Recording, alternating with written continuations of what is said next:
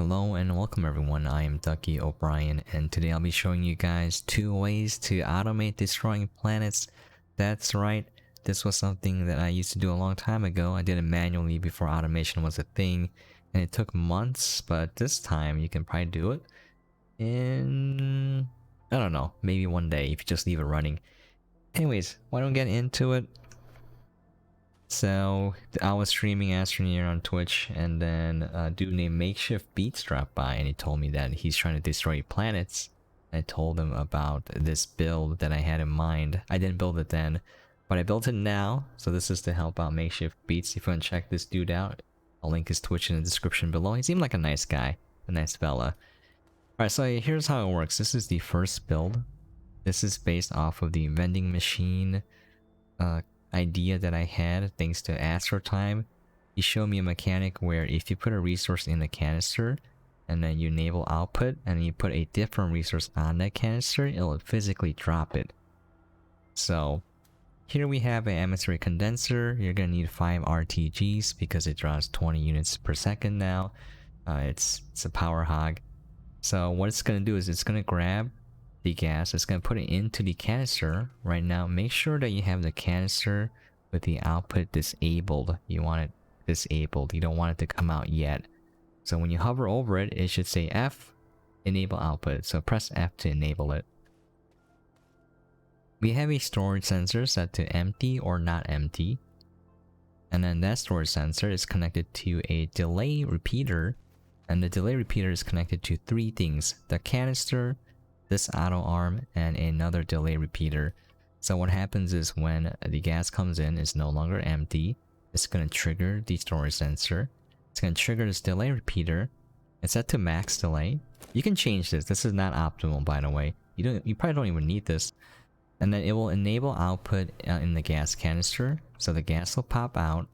And then it will activate this arm. It'll grab this argon, because I'm using hydrogen right now.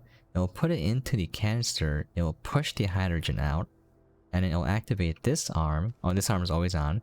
And it'll grab the argon back and put it back here. Now when it's triggered, it will reset the canister. So that's the main purpose of that. Alright, so I'm going to give it a go. I'm going to yoink this off. I'm trying to put it on so the arm can grab it. Alright, there we go. It goes into the canister. As you can see, it triggered. That's waiting. It pops out. Oh. Why is the arm not turning on? Ooh, weird. Sometimes, whatchamacallit, the pins are not connected correctly. We'll give it another go. Alright. We'll do it again. That's how you know it's live. There we go. It's gonna take the argon. It's gonna put it in here. It pushes the hydrogen off. This arm takes it back. It does that for some odd reason. I don't completely know why. But yeah, everything is reset. Don't let the noise scare you. And if you look in this hole, there's some hydrogen here. So what you're supposed to do here is just dig a hole straight to the core. And it'll dump hydrogen in there. Now, I have one word of warning here. The largest amount I collected was 27,000 in the core of the solo at one time. And that save file is basically unplayable now. I have it still, so if you guys want to see it, let me know. I'll make a video on it.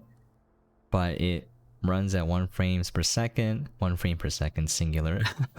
Sometimes lower than 1 frame. And if you blow it up, what happens now is that they change the mechanics of how explosions interact with resources. The resource nodes will turn into nuggets, and that will make your game slow down even more. So what I would recommend is, depending on what platform you're playing on, work in units of 2,000 for consoles and then blow it up and see how well your console can handle it. And for PC, I'll work in units of 5,000 and see how well it handles it. So if your PC can handle 5,000 hydrogen blowing up at the same time, then try to up it to maybe 7.5k, 10k. You know, just work upwards slowly. Just be warned that It's gonna be very laggy. Back up your save files, fellas, when you're doing this, okay? Don't do it on your survival and then have your save file be in a state where it's gonna be really hard to get back into the game. Alright, that's the first build.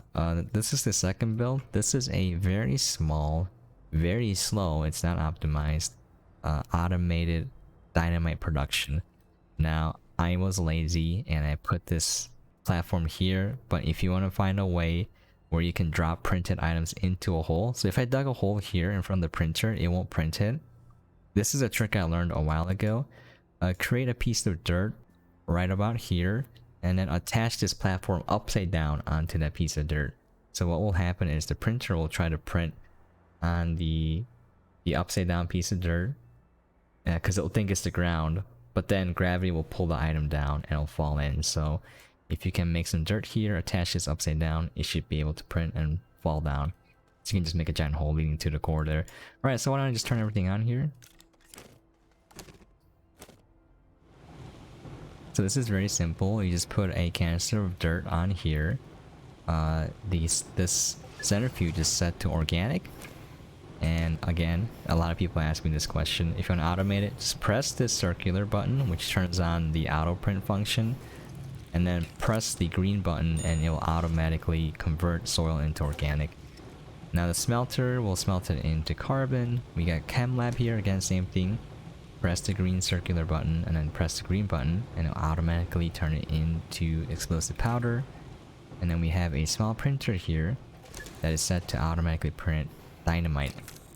Now you can grab the sulfur from any planet that has it and I have auto arm loading it onto this. So this is a very minimal build.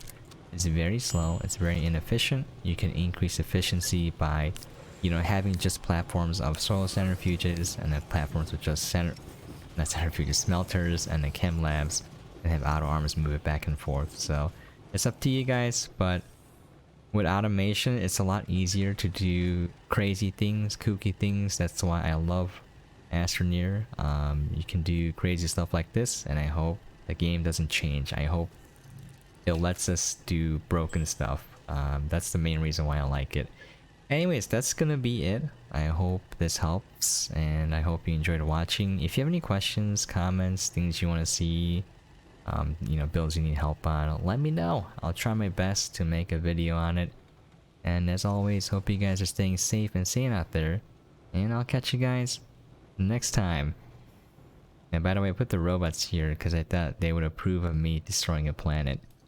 It's like, we approve of you, human. Alright, catch you guys next time.